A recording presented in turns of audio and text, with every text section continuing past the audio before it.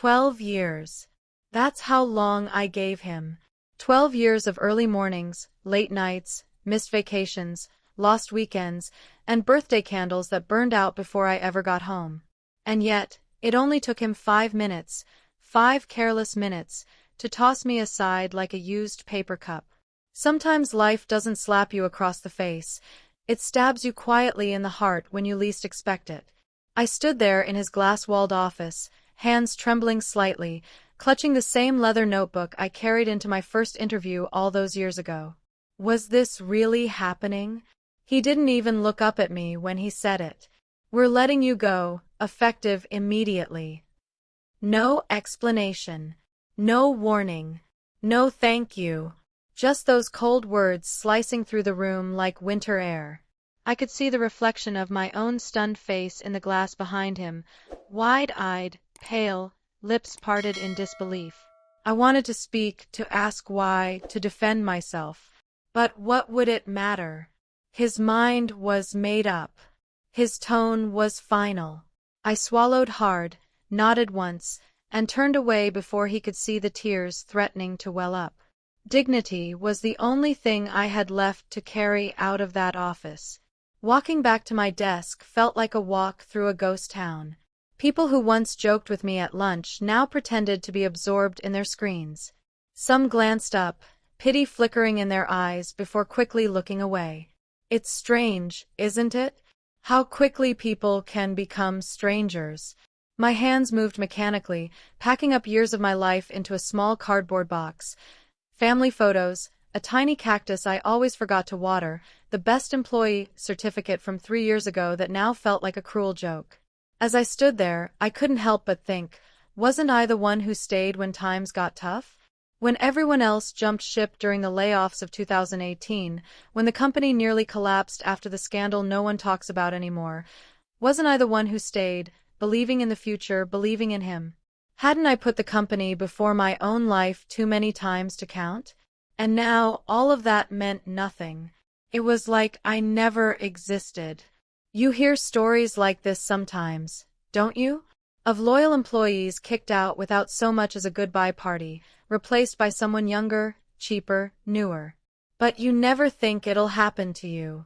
You think if you work hard enough, prove yourself enough, sacrifice enough, the universe, or at least your boss, will reward you. I believed that once too. I guess we all need our illusions until the day they shatter. The elevator ride down was silent, except for the soft ding of passing floors. I stared at the closed doors, clutching my box, my mind a storm of anger, sadness, and a strange creeping sense of freedom that I didn't dare acknowledge yet. By the time I reached the lobby, my heart was pounding so loudly it almost drowned out the cheerful jazz music piping through the speakers. Funny, isn't it? How the world just goes on, oblivious to the fact that your entire life has just cracked open. Outside, the city buzzed as it always did. Cars honking, people rushing past with their heads bent low, lost in their own little emergencies. I stood there on the sidewalk, letting the cool air wash over me, unsure whether to laugh, cry, or scream. 12 years. 12 years for this. I wanted to scream at the world, at him, at myself. But I just stood there, numb, invisible among the sea of faces. I didn't go home right away. I couldn't. Home meant explaining.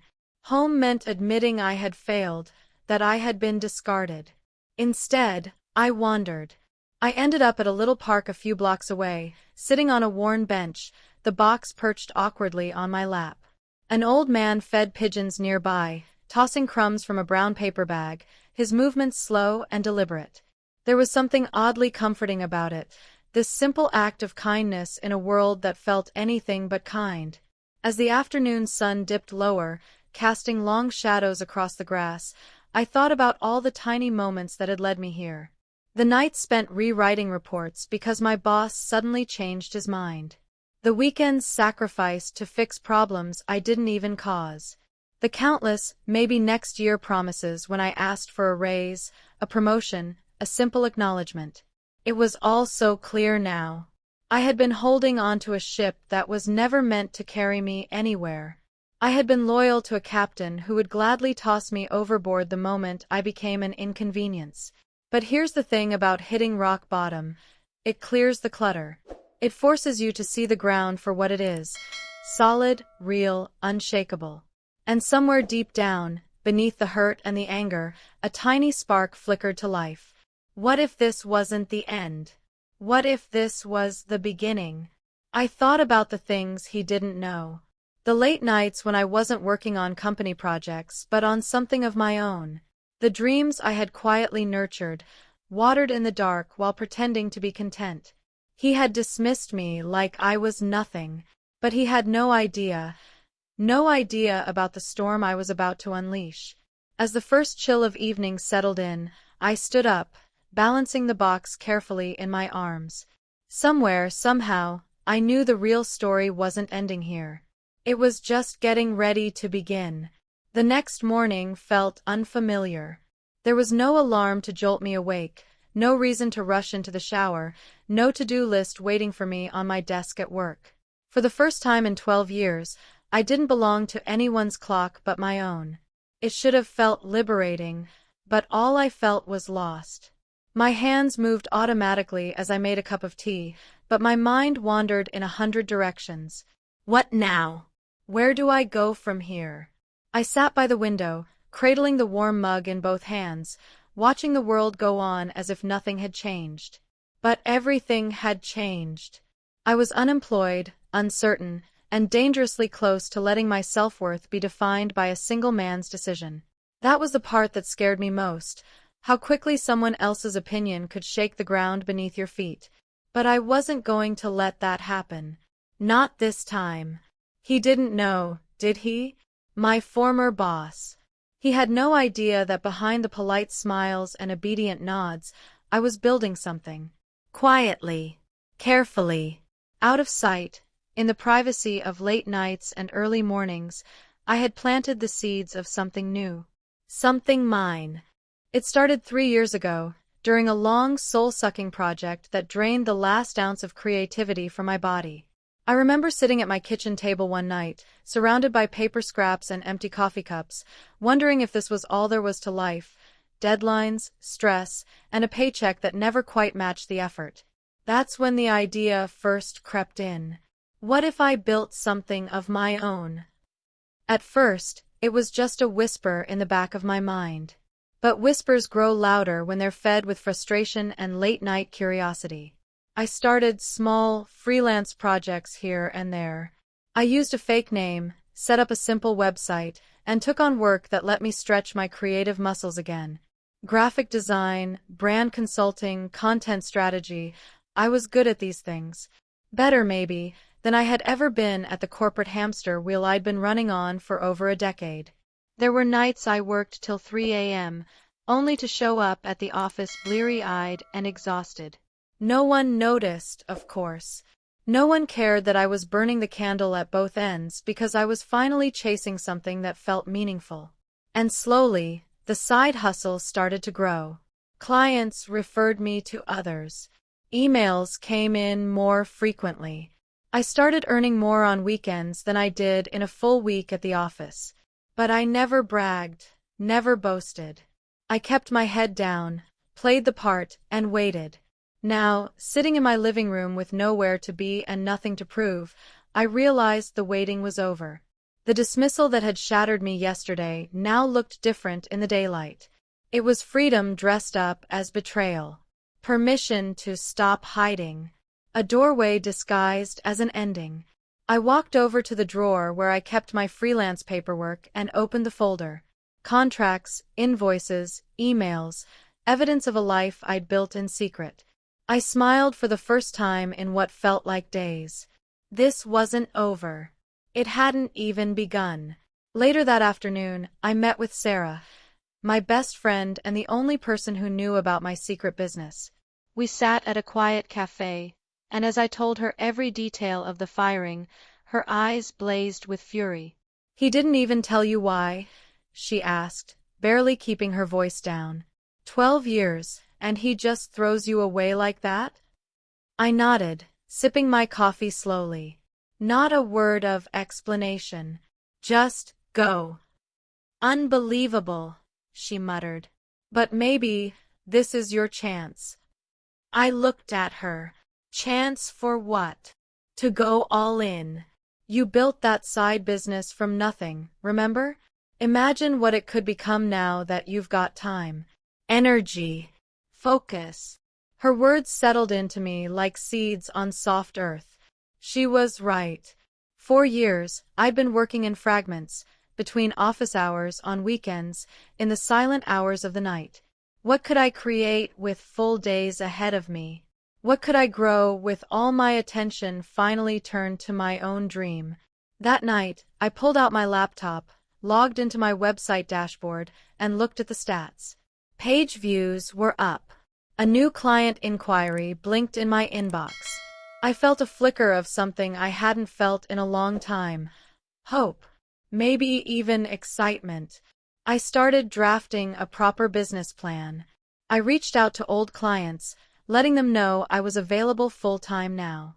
I polished my branding, updated my portfolio, and planned a small marketing campaign on social media. It felt like breathing again after years of holding my breath. But I wasn't naive. I knew it wouldn't be easy. There would be dry spells. There would be doubt. There would be nights when I'd wonder if I'd made a mistake by not going back to another stable job. But for the first time in a long time, I was willing to take that risk, not for a paycheck, not for a boss's approval, but for myself. And as I watched the cursor blink on a blank page that would become my future business plan, I whispered to myself, he thought he ended my story, but he has no idea what he started. The first official day of working for myself began with a strange silence. There were no office emails buzzing on my phone, no heavy meetings crowding my schedule, no manager breathing down my neck.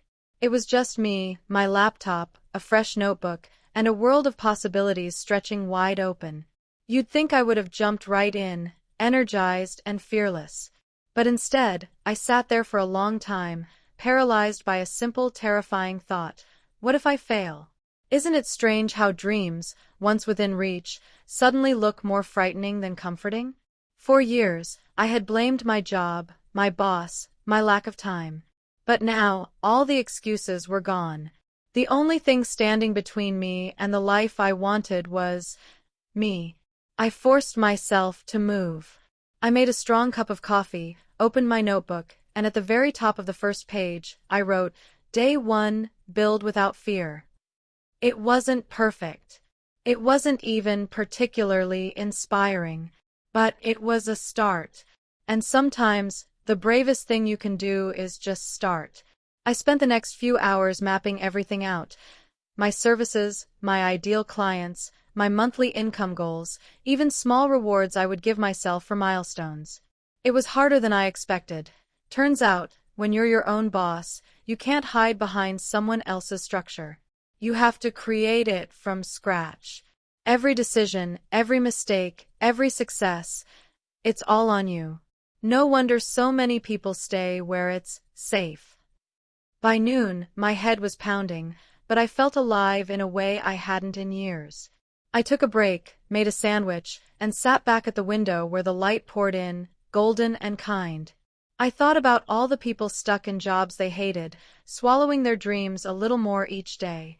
How many of them were sitting right now at a desk, wondering if they'd ever get the courage to leave? Maybe I was lucky. Maybe getting fired was the best thing that could have happened to me. In the afternoon, I opened my email, and there it was. My first official full-time project inquiry. A woman named Lisa who ran a small candle business had found my website and wanted help redesigning her brand and packaging. My heart raced as I read her kind, excited message. I wasn't invisible anymore. I wasn't just another employee, or just an assistant, or someone behind the scenes. I was me, and people were noticing. I replied right away, trying to sound calm and professional even though I wanted to jump around my living room. I offered a phone call later that day to discuss her needs. She agreed. The call was a blur of laughter, creative ideas, and plans. Lisa was warm and passionate about her business, and I realized something important. I didn't miss the corporate world. I didn't miss the coldness, the politics, the endless meetings where no real work got done. I missed being useful. And here, with clients like Lisa, I could be useful in the best way possible, helping real people build real dreams. When we ended the call, I quoted her my fee, a number that, 3 years ago, I would have been too scared to say out loud. But now, I said it with quiet confidence. And you know what? She didn't even blink. She agreed on the spot. That night, I celebrated with a cheap bottle of wine and a homemade pizza, texting Sarah every few minutes with updates. She sent back strings of excited emojis and voice notes that made me laugh until my sides hurt. For the first time in days, I wasn't thinking about my old boss, my old job, or the humiliation of being dismissed without a word. I was thinking about color palettes and font choices and marketing strategies. About the future. About possibility. Still, when I crawled into bed and turned off the lights, a sliver of doubt crept into my mind. What if this was just beginner's luck? What if the emails stopped coming? What if one small success made me reckless, and I crashed even harder later? Isn't that the cruel trick of our minds, to plant fear even in the middle of our victories? I stared at the ceiling for a long time, thinking about everything that had led me here. 12 years of loyalty, tossed aside in a 10-minute conversation. 12 years of believing I had to ask for permission to grow, to earn, to dream bigger. It made me angry. Not just at him, but at myself, too, for giving away so much of my power. But no more. I promised myself, lying there in the dark, that I would never again let someone else decide my worth. Not a boss. Not a client. Not even a paycheck. I would work hard, yes, but I would work for me. Sleep came slowly but peacefully that night, and when I dreamed, it wasn't of offices or deadlines or cold goodbyes. It was of a small, sunlit studio filled with sketches and ideas and laughter. It was of freedom. And deep down, even in my half-sleep, I knew my story was just beginning. They had no idea what I was capable of. But they would. Soon enough, they would. The next few weeks moved faster than I could have imagined. Word spread quicker than I expected. Lisa recommended me to her friends, and suddenly, my inbox wasn't just active, it was alive. Small business owners, startups, even a few bloggers who had admired my work from afar, started reaching out. Every time a new message came through, it felt like a tiny miracle. But along with the excitement came something I hadn't anticipated: fear of growing too fast. I was one person, after all. No fancy team, no assistant to pick up the slack, no IT department to fix my laptop when it froze, which it did, by the way, at the worst possible times. Every client was a blessing, but every project was also a responsibility. What if I said yes to too much and failed everyone? There were days when I worked 12 hours straight without realizing it. My living room transformed into a chaotic mix of notebooks, coffee mugs, and color swatches. I told myself this was the price of freedom. No one could fire me now, but no one could save me either if I burned out. One afternoon, after a long call with a particularly demanding client, I sat back in my chair, exhausted and strangely empty. Was this really what I had wanted? To be free but also drowning?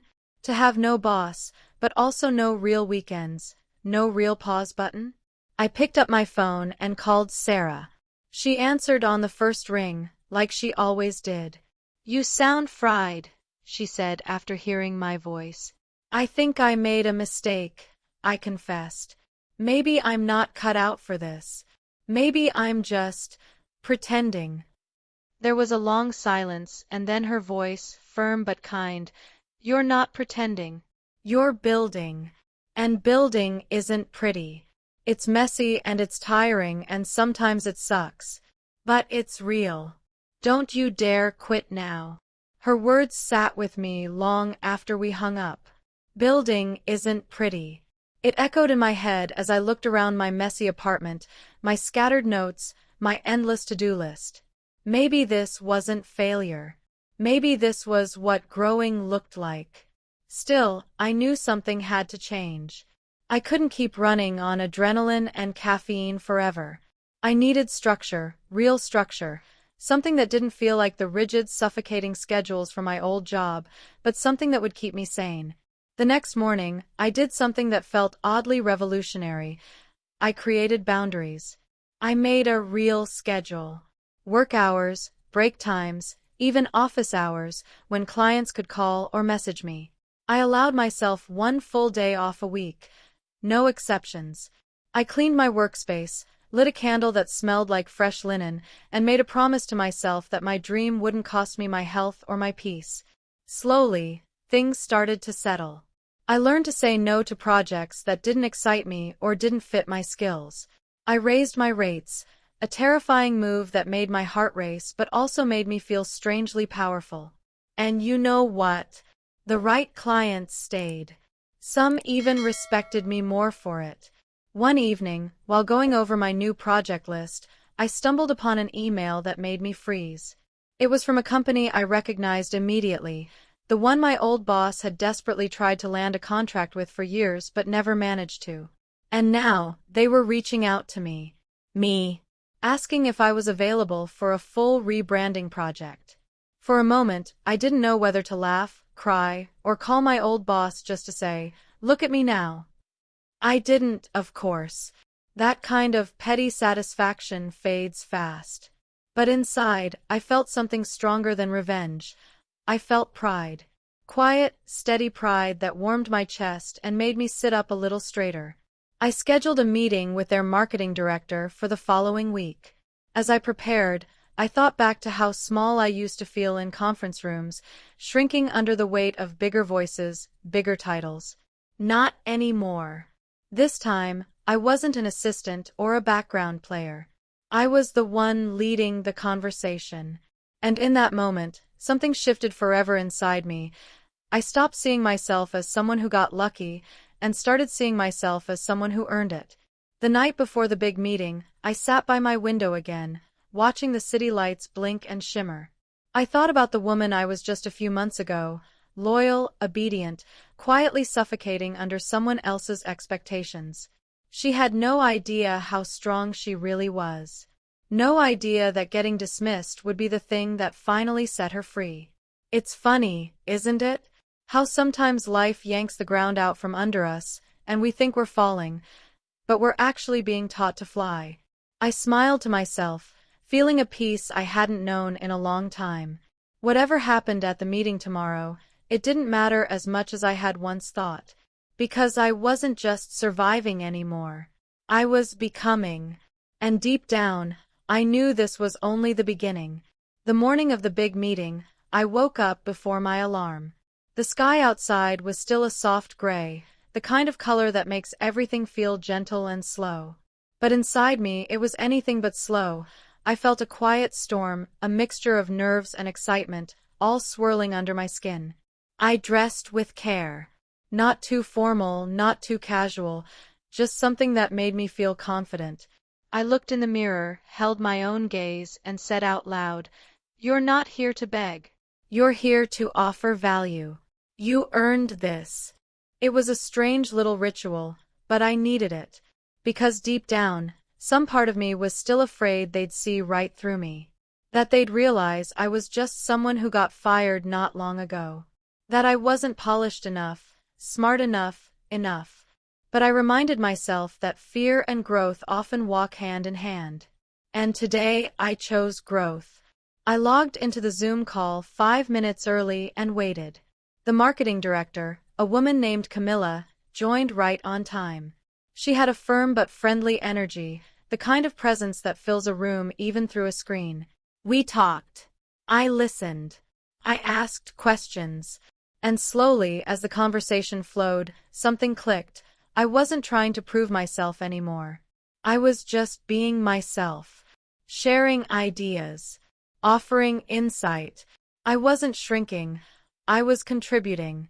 Camilla seemed impressed. "It's clear you understand not just design," she said with a nod, "but brand psychology. That's rare." I thanked her, trying to stay calm. though my heart did a little victory dance inside my chest. At the end of the call, she said, "We'll send over the contract by tomorrow. I think we'll work well together." After we said goodbye and the screen went black, I sat there for a moment, completely still. Not because I doubted what just happened, but because I wanted to fully feel it. That I had just secured a project with a company my old boss chased for years. That I did it on my own terms. That I was enough. But as life often does, just when things seem to be rising, a reminder shows up that the past isn't quite finished with you. Later that week, I received a message from someone I hadn't heard from in a long time. Jeremy. My old boss. At first, I stared at the screen in disbelief. The message was simple. "Hey, I heard you're working with Merge and Bloom now. Congratulations. Let me know if you ever want to catch up." Catch up? After 12 years of silent dedication, after dismissing me without warning like I was nothing more than a replaceable part, now he wanted to catch up? I didn't know whether to laugh or scream. A part of me wanted to reply with sarcasm or bitterness. But another part, the stronger, calmer version of me that had been growing all these months, simply closed the message and moved on. I didn't need closure from him. I had already given it to myself. I didn't reply. Instead, I poured myself into the Merge and Bloom project. For weeks, I worked with their team, redesigned their visual identity, helped them craft messaging that actually sounded like them. And when we launched the new brand publicly, the feedback was overwhelming. Clients loved it. The CEO sent me a personal thank you note. Camilla said it was their smoothest rebranding experience ever. And then, one afternoon, something happened that made everything come full circle. I received a job offer from a major agency. A position much higher than what I ever had before, with a salary double what I used to earn. The kind of opportunity people dream of. But I turned it down. Not because I wasn't flattered. Not because it wasn't tempting. But because I finally understood something that had taken me years to realize. I didn't want to be someone else's employee anymore. I didn't want to work under the pressure of someone else's timelines, someone else's expectations, someone else's permission. I had found my voice. And I wasn't giving it up again. It was around that time I decided to give my freelance practice a name. Something small, personal, and hopeful. I called it Second Bloom. Because that's what this felt like. My second bloom. After being cut down, overlooked, tossed aside, I had found the courage to grow again. And this time, I wasn't blooming for someone else's garden. One evening, as I watched the sun dip behind the city skyline, I thought about the version of me that had walked out of that office on her last day, confused, hurt, full of questions. She didn't know it at the time, but life had just opened a door for her. A door to something better, deeper, more honest. If I could talk to her now, I'd tell her this. You weren't dismissed because you weren't valuable. You were dismissed because you had outgrown that place. Because the version of you they couldn't see was exactly the version the world needed to meet. And sometimes, the worst thing that happens to you is actually the beginning of your becoming. Some people say healing is a straight path, a line from pain to peace. But I know now it's more like a circle. You walk through anger, grief, doubt, growth, and strength, only to find yourself face to face with the past again. Only this time, you're stronger. You've changed. And the past no longer has power over you. It was a cool autumn morning when I finally walked past the office building where I had spent 12 years of my life. I hadn't been back to that street since the day I was dismissed, not even once. But something told me it was time.